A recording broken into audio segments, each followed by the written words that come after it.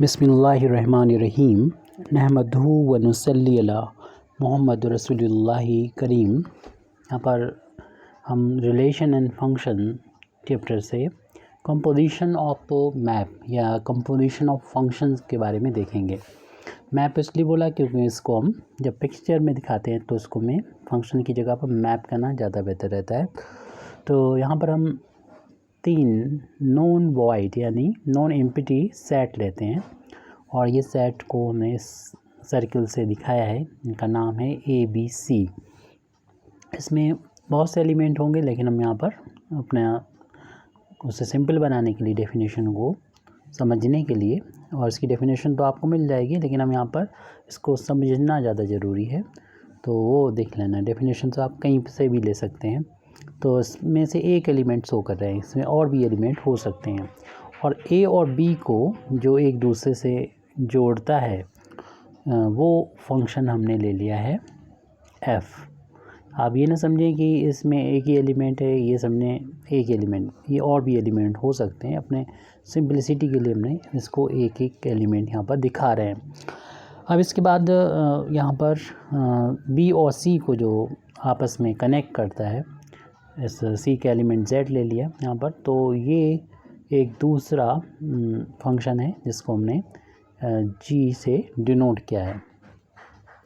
तो हम देख रहे हैं कि X का इमेज F के अंडर में Y है और Y का इमेज G के अंडर में Z है, यानी X का इनडायरेक्ट कनेक्शन Z के साथ है। X का कनेक्शन ये Z के साथ दिखाई पड़ रहा है, तो जिस फंक्शन के थ्रू दिख रहा है उसको हम लोग लिखेंगे G कंपोजिशन F से डिनोट करेंगे। G ये सेट था और F ये सेट था, यानी यहाँ पर मैप था, फंक्शन था। तो आपको दिखाना होगा, इस तरफ से लेना होगा G कंपोजिशन F। अब यहाँ पर हम देख रहे हैं कि G कंपोजिशन F, यहाँ पर X जो एलिमेंट है, एक फंक्शन F का जो डोमेन है उसका एलिमेंट है, उसका इमेज अगर लेते हैं तो इस तरीके से हम देख रहे हैं कि आएगा G of F of X, और Fx की वैल्यू देख रहे हैं। F जो है X जो होगा इमेज होगा अंडर F के, जो कि Y के इक्वल है, तो ये वैल्यू Y के इक्वल हो जाएगी। और ये Y जो है वो G के अंडर इमेज होगा Z से, तो इसकी वैल्यू Z से डिनोट की जाएगी, यानी X का जो कनेक्शन है वो Z से हो चुका है। अब इसको हम डेफिनेशन के तौर पर फंक्शन यानी कंपोजिशन ऑफ फंक्शन की डेफिनेशन दें तो उसके लिए ऐसा लिख सकते हैं कि F जो है वो एक फंक्शन है A से B में, और G एक दूसरा फंक्शन है B से। देख रहे हैं कि जो यहाँ पर B का कोडोमेन है वो यहाँ पर B ये डोमेन का काम कर रहा है G का। B डिफाइन इस तरीके से है, B from B to C।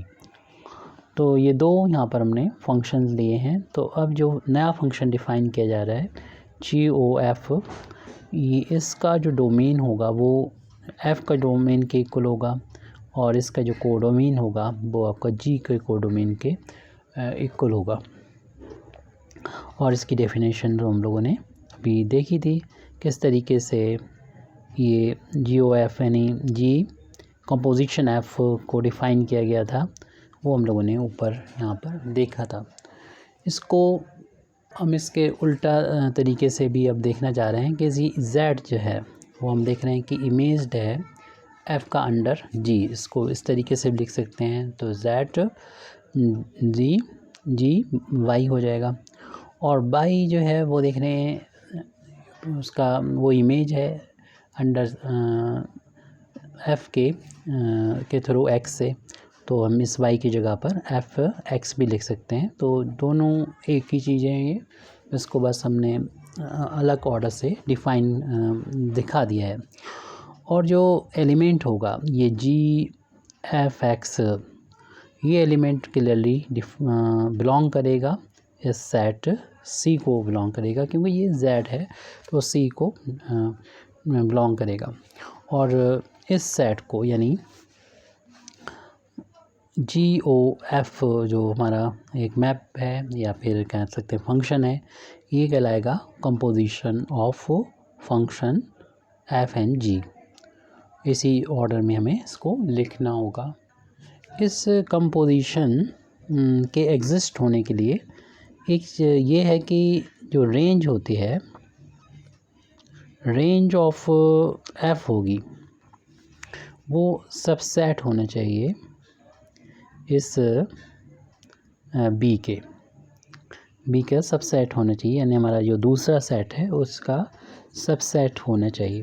तो ये इसके एग्जिस्ट होने के लिए एक ज़रूरी कंडीशन है।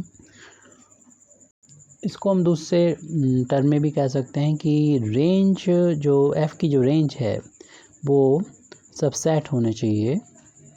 B क्या था, B जो है वो डोमेन है, ये डोमेन है। डोमेन किसका डोमेन है, ये डोमेन है G का। तो G के डोमेन का सबसेट होना चाहिए, ये एक है। और इसके साथ साथ इसकी कुछ प्रॉपर्टीज़ भी हैं कंपोजिट फंक्शन की जो हमको पता होना चाहिए। जैसे कि पहली प्रॉपर्टी हम देख लें कि F और G के बारे में अगर हमको मालूम है कि ये 1 ऑन टू हैं, अगर F और G दोनों के बारे में मालूम है 1 ऑन टू हैं, तब हम कह सकते हैं इसका जो रिज़ल्ट आएगा G कंपोजिशन FB जो होगा इज़ आल्सो 1 ऑन टू होगा। तो इसको प्रूव भी किया जा सकता है। फ़िलहाल जो है हम अभी यहाँ पर इसकी प्रॉपर्टी के तौर पर इसको याद रखना चाहिए। तो एक प्रॉपर्टी तो हमने यहाँ पर ये देख ली इसकी। दूसरी प्रॉपर्टी ये देख लेते हैं कंपोजिट फंक्शन की, यानी F कोई फंक्शन यहाँ पर माना कि है और ये इस तरीके से डिफ़ाइन है, यानी इसका डोमेन X है, को डोमेन Y है और ये फंक्शन जो है वो 1 ऑन टू है, 1 ऑन टू फंक्शन है। तो उसके केस में आपको मालूम है इस फंक्शन का जो इन्वर्स होगा वो भी पॉसिबल होगा, और इन दोनों का जो कंपोजिशन फाइंड करते हैं तो इसमें ऑर्डर को इंटरचेंज भी कर सकते हैं फंक्शन F और उसके इन्वर्स का। और ये एक आइडेंटिटी फंक्शन आता है जिसे IX से डिनोट किया जाएगा। इसके बारे में डिटेल में हम और दूसरे वीडियो में आपको इन्फॉर्मेशन प्रोवाइड कर देते हैं। तीसरी प्रॉपर्टी हम ये ले लेते हैं कि माना कि F एक फंक्शन है फ्रॉम X टू Y, और ऐसे G भी एक फंक्शन है फ्रॉम Y टू Y, ये था Y टू Z ये फंक्शन। और ये फंक्शन दोनों फंक्शन जो हैं आर 1 ऑन टू है। 1 ऑन टू होगा तो आपको मालूम है कि इनका इन्वर्स पॉसिबल होगा, यानी F का इन्वर्स भी पॉसिबल होगा जो उल्टा हो जाएगा, यानी फ्रॉम Y टू X होगा। ऐसे ही G का भी इन्वर्स पॉसिबल होगा, इसका डोमेन जो होगा वो Z होगा और को डोमेन जो होगा वो Y होगा।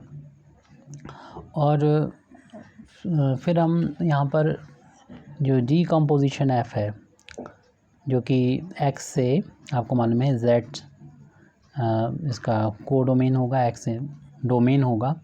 इसका जो इन्वर्स होगा, इसका इन्वर्स जो होगा वो F इन्वर्स O यानी कंपोजिशन G इन्वर्स से डिफ़ाइन किया जाएगा और इनका इंटरचेंज हो जाएंगे डोमेन और को डोमेन, और इसको इस तरीके से डिनोट करते हैं। G कंपोजिशन F का इन्वर्स की वैल्यू जो होगी वो F इन्वर्स और G इन्वर्स होगी, क्योंकि इसका जो इन्वर्स है वो ये है तो इसका जिन बस हमने लिखा वो इसके इक्वल लिख दिया है, ये भी हमें पता होना चाहिए। और हम इसकी चौथी और आखिरी प्रॉपर्टी तो बहुत सी होती है, यहाँ पर हम एक लास्ट इसको कर देते हैं। चौथी प्रॉपर्टी यहाँ पर लिख देते हैं कि एक फंक्शन F है उसका डोमेन और को डोमेन इस तरीके से हमने लिख दिया है। ऐसे जी एक दूसरा फंक्शन है, ये कोई भी मतलब फंक्शन है यहाँ पर, ये डोमेन है y और को डोमेन है यहाँ पर z। और एक तीसरा फंक्शन और ले लेते हैं h, इसका जो है आपको मालूम है डोमेन हम z रखते हैं और इसका जो को डोमेन है वो कुछ और ले लेते हैं t, एक सेट ले लेते हैं। तब यहाँ पर देख रहे हैं कि f है, f हमारा एक फंक्शन है, g फंक्शन है, h फंक्शन है।